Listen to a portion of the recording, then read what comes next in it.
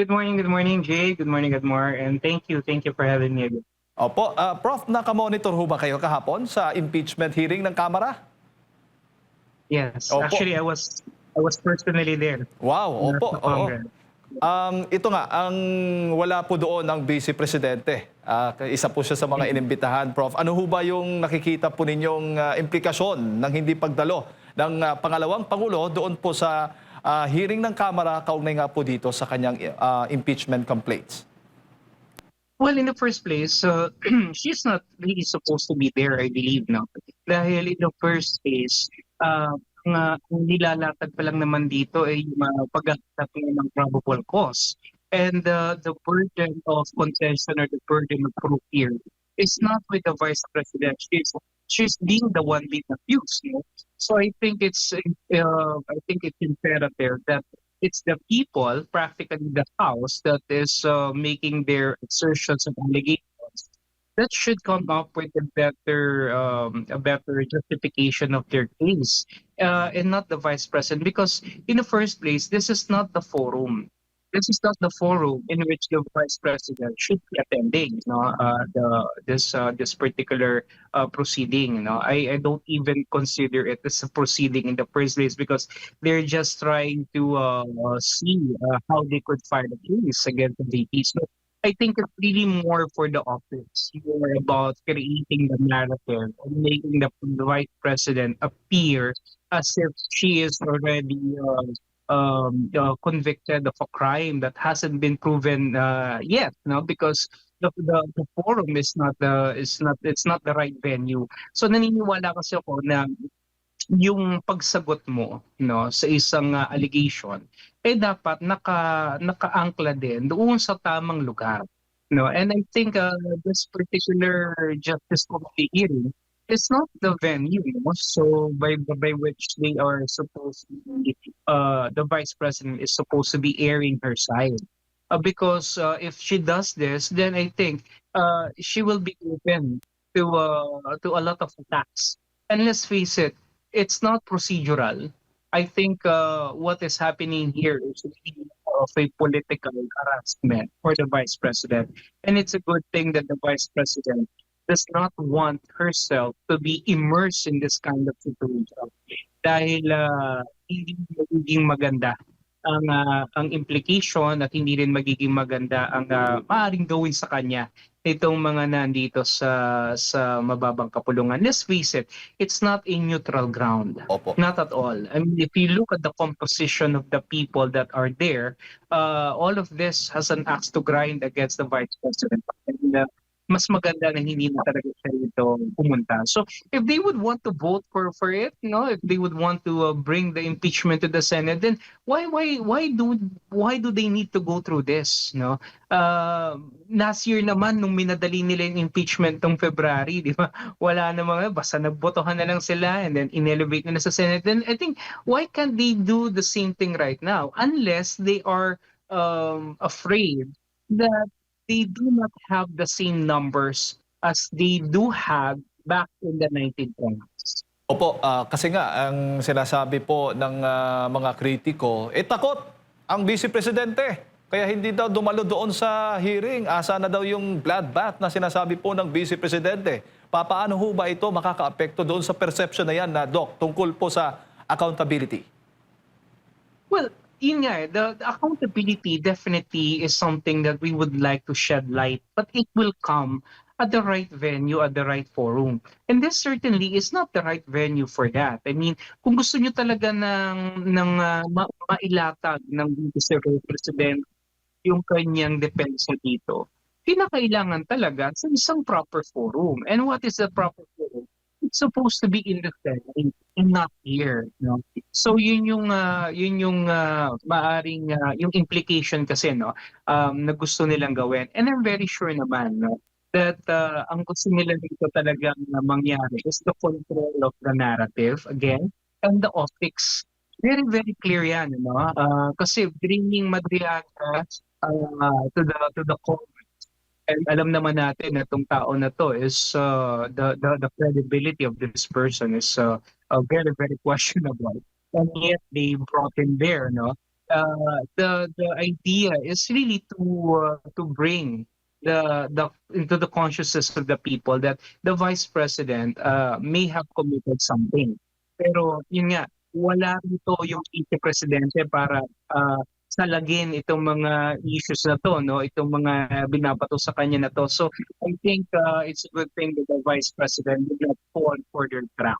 Po, nabanggit po ninyo itong si Ramil Madriaga na naging witness po nitong hearing dyan sa o resource person baga nitong Kamara doon sa pagdinig nga ng kaso ni VP Sara Duterte. Nakaapekto ho ba sa kredibilidad o sa imahe ng Vice Presidente itong mga naging pahayag, itong mga naging baga akusasyon ni Ramil Madriaga laban po sa Vice Presidente? I don't think, no, not at all. But unless of course you're somebody who is a fan of telenovelas or mga teleserye, siguro maaari mo paniwalaan ano because of the script no that was so I don't know who wrote it, maybe Trillinas is the one who wrote the script, but this is not very convincing at all no because there are a lot of loopholes in the testimonies that he presented, not to mention the very annoying episode wherein he was crying no na hindi naman bago sa mga testigo na ipinapresenta ng mga opposition. Even then may mga ganyan naman silang mga side lights kumbaga na akala naman nila nakakadagdag doon sa bigat ng kanilang testimonya yung kanilang pag-iyak-iyak no. What I'm seeing is that the evidences will not stand, especially legal scrutiny. No? There are so many loopholes sa kanyang mga binanggit. No? Unang-una na lang, yung credibility niya. No? How are going to trust somebody who is detained right now and part of a notorious kidnap for ransom group? No? It's not even part of uniform personnel no para pagkatiwalaan siya ng mga Dutertes no kagaya na sinasabi niya yung kanyang mga birthday greetings na merong nakalagay si VP Sara na naka-imprenta na pangalan niya lahat naman halos na nagpapabati kay VP Sara may ganun din na pangalan ano hindi lang naman siya. So what makes him special? Yung painting na binabanggit niya no is another thing na binigay Davao talaga na Davao painter kay VP Sara. And then yung mga phone calls tsaka yung mga ano nga tayo, mga SIM cards na ginamit na hindi naman natin matitrace. So again, all of these things are just mere allegations without valid and contentious evidences. So why will it stand in a legal court? No? Kung ito ay puro mga kung hindi hearsay mga fabricated na mga testimonies coming from a person whose credibility is very much tainted and very questionable. So I think walang traction at wala akong nakita na kagilalas o kamangha-mangha dito sa kanyang mga binanggit kahapon ano. Rather this is just a corroboration of the earlier statements that he made na pinapatuloy binipili ng mga kongresista natin na wala namang ibang gawin or layunin kundi nga sirain yung ating ikalawang pangulo no. Again, this is primarily because of their intention for the VP not to able to mount a good run and a good campaign for 2028. Yun lang naman ang bottom line nito wala na pong iba. Okay. I think many Filipinos are already awakened to the truth that this is just a demolition job for the vice president so that she will not be able to run and so that these people can continue whatever they're doing in the country to the government right now. And so if our countrymen really want a solid change to happen in 2028, at panagutin itong si Marcos at yung kanyang mga tauhan na talagang nagpayaman ng husto at nagpapahirap sa atin bilang isang sambayanan. I think wag na nating pasinin itong ingay nito. It's just all noise. Nothing more than that. Opo. Isang kongresista po, itong si Congressman Paulo Marcoleta ay kinwestiyon po yung credibility po nitong si Ramil Madriaga during the hearing. Pero ang chairperson po ng House Committee on Justice ay nagbigay ng pahayag na strike out po itong may siguro ilan po kayo nandoon mismo strike out from the record itong statements po o naging pahayag ni Congressman Paulo Marcoleta. Ano po ang naging demeanor po doon, Prof? Well, definitely, no.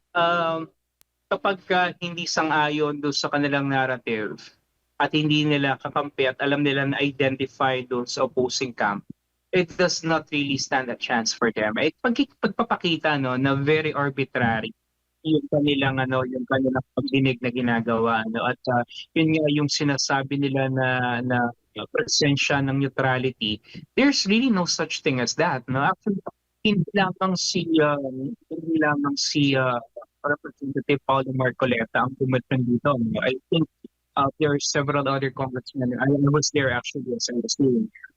Representative Nazal, Robert Nazal of Bagong Henerasyon also made the same comments, no, na yung questionable talaga yung credibility nito ni Madriaga, no. So problema lang kasi syempre itong Justice Committee na to, ewan ko ba tinatawag nating Justice Committee, para sa akin it's really more of an injustice committee, no, because they're not being fair, they're not being neutral.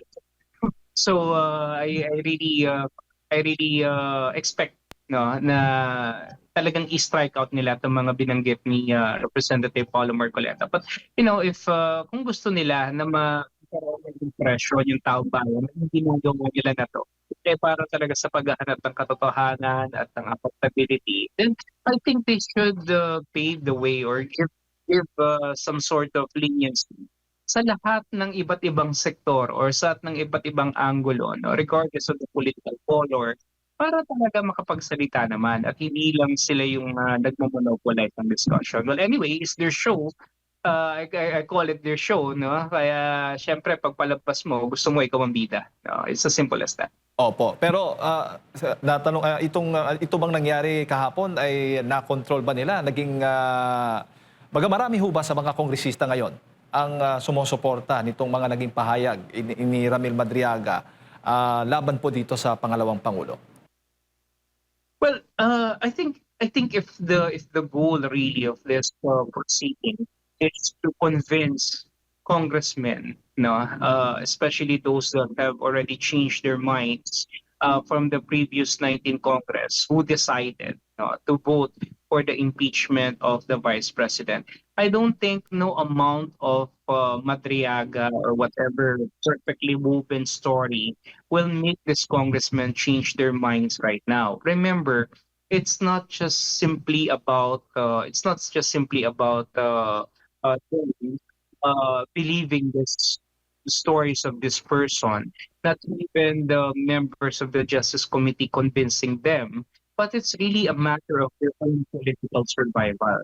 So what I mean is that if these people are thinking of 2028, the logical thing, based on the pre-existing surveys, is to number one, align themselves with the vice president. So why are they going to change their minds just because of the stories of this guy Madriaga? So para sa akin, nakapag-desisyon na itong mga congressmen na to, and no amount of theatrics or whatever show will make them change their minds. So kaya nga ang maganda rito is pagbotohan na. Enough of this theatrics. At magbotohan na tayo para malaman at makita na. Kasi sa tingin ko, alam niyo, habang pinapatagal nila tong pagbobotohan na to, ginagamit nila maaari yung pagkakataon para sa mga ganitong mga palabas, at the same time para ma-position yung mga isipan ng taong bayan na talagang may pagkakasala yung ating ikalawang Pangulo. At the same time, maaaring ginagamit nila ito para mas makakuha sila ng mas maraming mga tao na susuporta sa kanila. In short, ginagapang nila yung mga ibang kongresista para bumoto, no, pabor sa kanilang posisyon. Pero if they're very confident, no, as how they were confident last year, bakit hindi na lang nila kaagad pagbuto? Bakit magkaalaman natin?